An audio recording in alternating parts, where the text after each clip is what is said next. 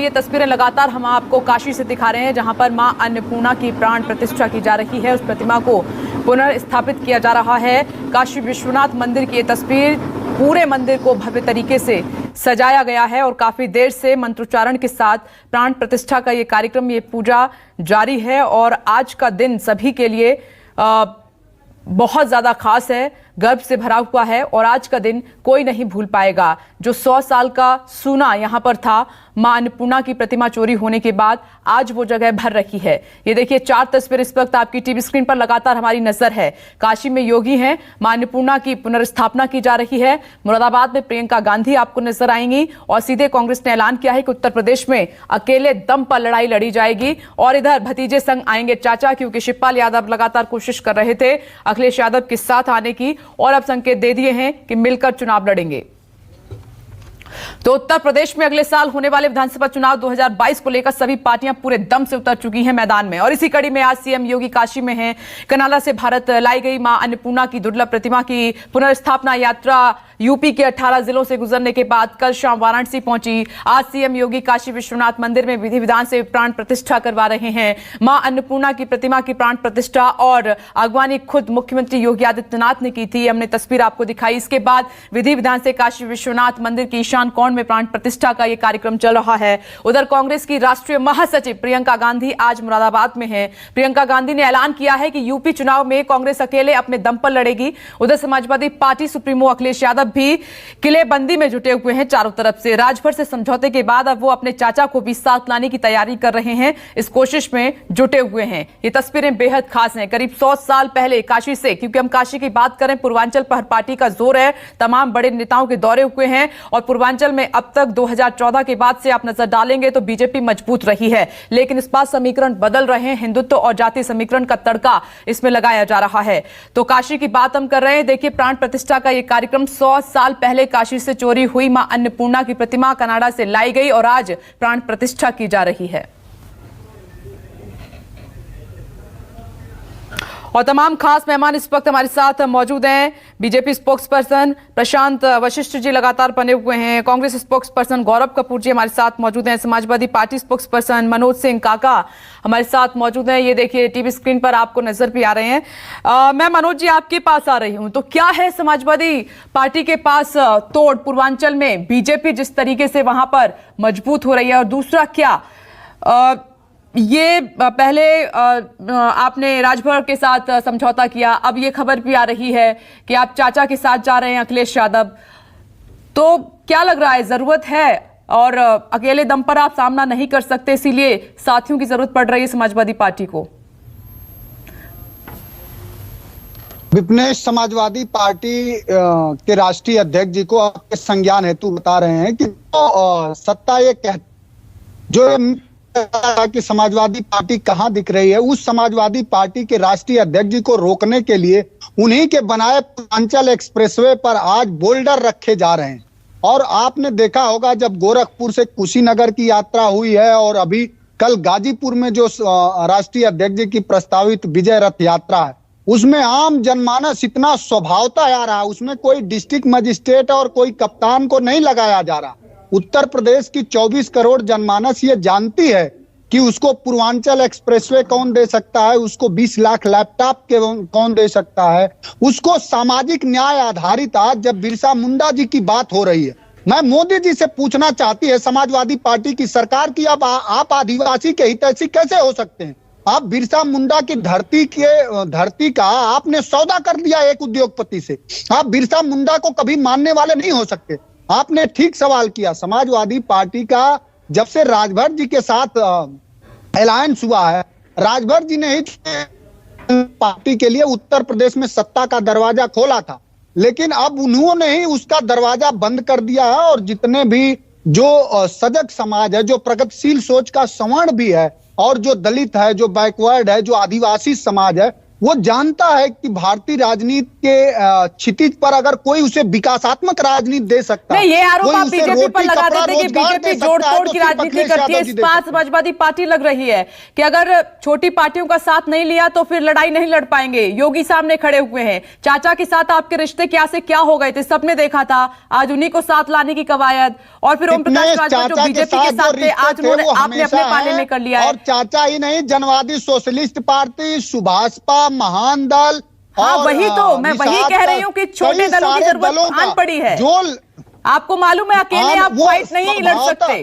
सभी को पता है। ठीक है, आ रही हूँ आपके पास। ने दलितों, पिछड़ों को टारगेट करके उनको बदनाम किया है और उनके राजनीतिक, शैक्षणिक और आर्थिक जो हक है उसको छीना है। चलिए, मैं इस पर जवाब दे देती हूँ। गौरव जी आ रही हूँ, प्रशांत जी 1 मिनट रुकिएगा, मुझे मुरादाबाद जाना होगा। क्यों नहीं परमिशन दे रही है? काका जी 1 मिनट रुकिए, मैं ले लेती हूँ, जवाब ले लेती हूँ। 1 मिनट रुक जाइए, मनोज जी रुक जाइए। जनाधार से क्यों इतनी डरी हुई है? 1 मिनट मैं जवाब लेती हूँ। बढ़ते जनाधार से पॉलिटिकल एडिटर रमन कुमार इस वक्त मेरे साथ मौजूद हैं। तो रमन, अकेले दम पर चुनाव लड़ेगी कांग्रेस उत्तर प्रदेश में, और एक बड़ा कार्यक्रम आज मुरादाबाद में जहां पर आप मौजूद हैं।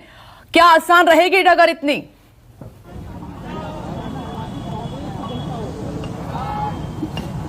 देखिए, बिल्कुल डगर आसान नहीं रहेगी, क्योंकि अकेले दम पर विधानसभा का चुनाव लड़ना एक ऐसा फैसला है जिसमें रिस्क बहुत ज्यादा है। कांग्रेस पार्टी का संगठन इतना मजबूत नहीं, हालांकि प्रियंका गांधी लगातार अपने कांग्रेस पार्टी के कार्यकर्ताओं, पदाधिकारियों से ये कह रही हैं कि संगठन काफी मजबूत हो गया है। और आप देख सकते हैं कि कल बुलंदशहर के बाद आज मुरादाबाद में भी इस तरीके का कार्यक्रम है। ये रैंप है, इस रैंप पे प्रियंका गांधी कार्यकर्ताओं से बात करेंगी, क्योंकि वो जानना चाहती हैं कि जो वायदा उन्होंने किया है, जो प्रतिज्ञा उन्होंने किया है उत्तर प्रदेश की जनता से, सालाना 3 मुफ्त गैस सिलेंडर की बात हो या 10 लाख तक इलाज की बात हो, ऐसे कई वायदे प्रियंका गांधी के द्वारा, कांग्रेस पार्टी के द्वारा आम जनता से किया गया है। और अब इनकी जिम्मेदारी कांग्रेस पार्टी के कार्यकर्ताओं, कांग्रेस पार्टी के पदाधिकारियों के ऊपर है कि वो इस प्रतिज्ञा को जनता तक कैसे ले जा सकती है। इसीलिए करीब 12 जिलों के कार्यकर्ताओं को, 12 जिलों के पदाधिकारियों को यहां पर बुलाया गया है, और कुछ ही देर में 1-1.5 घंटे के अंदर प्रियंका गांधी यहां पे आएंगी और कार्यकर्ताओं से संवाद करेंगी। ठीक है रमन, मैं लौट रही हूं। तो गौरव जी, रमन कुमार पॉलिटिकल एडिटर हैं हमारे, और अच्छे से वो जानते हैं कांग्रेस की हर रणनीति को, शुरुआत से कवर किया है। वो कह रहे हैं इतना आसान नहीं रहने वाला है, उत्तर प्रदेश में आप अकेले ताल ठोक रहे हैं। देखिए, मेरे हिसाब से गोरखपुर की जो रैली थी और जो बनारस की रैली थी, बनारस की रैली तो इतनी ज्यादा अच्छी थी कि मोदी जी को खुद आके यहाँ रैली करनी पड़ गई, जिसमें कितना प्रेशर बनाया सरकार के तंत्र के ऊपर कि वो भीड़ वहां लेके जाए, ये सबने देखा। पर मैं सबसे पहले देखिए कहना चाहूंगा, मोदी जी का धन्यवाद देना चाहूंगा कि आज उन्होंने कम से कम कंगना रनौत को ये तो बता दिया कि 2014 से पहले भी आजादी मिल चुकी है, ऐसा नहीं कि 2014 के बाद मिली है। दूसरी चीज, 2006 में कांग्रेस पार्टी की सरकार ने फॉरेस्ट राइट्स एक्ट के अंतर्गत जनजाति समाज को उनके पूरे के पूरे अधिकार दिए थे। उससे ये फायदा हुआ कि कम से कम वो मोदी जी अपने किसी दोस्त को जमीन नहीं बेच पाए, कोशिश की पर बेच नहीं पाए। सबने देखा कि कैसे राहुल गांधी जी नियामागरी में लड़ने गए। गौरव जी, आपने यहाँ पर कंगना की बात को छेड़ा, तो मेरा सवाल यहाँ पर ये उठ रहा है कि आपकी लड़ाई किससे है? कंगना नॉर्थ से है, बीजेपी से है, और लड़ी। आज हम उत्तर प्रदेश में कांग्रेस की जो स्थिति है वो उस पर बात कर रहे थे। जी, मैं कांग्रेस की स्थिति उत्तर प्रदेश की बात कर रहा था। बनारस की रैली उत्तर प्रदेश में ही हुई थी, गोरखपुर की रैली उत्तर प्रदेश में ही हुई थी, उसी की बात कर रहा हूं, और किसी चीज की बात नहीं कर रहा हूं। और जो सवाल उठाए जाते हैं कि कांग्रेस की जो संगठन है, उसका जवाब प्रियंका गांधी जी ने गोरखपुर की रैली में दे दिया था, जब उन्होंने सबको दिखा दिया था कि देखिए ये हमारा संगठन है। एक तरफ अखिलेश यादव तमाम छोटे दलों को साथ ला रहे हैं, चाचा से इतनी ज्यादा लड़ाई हुई, उनको भी साथ लाने की उन्होंने अब कोशिश शुरू कर दिया, आगे जाएंगे, क्योंकि विकास कांग्रेस अकेले है, विकास किया ही नहीं है।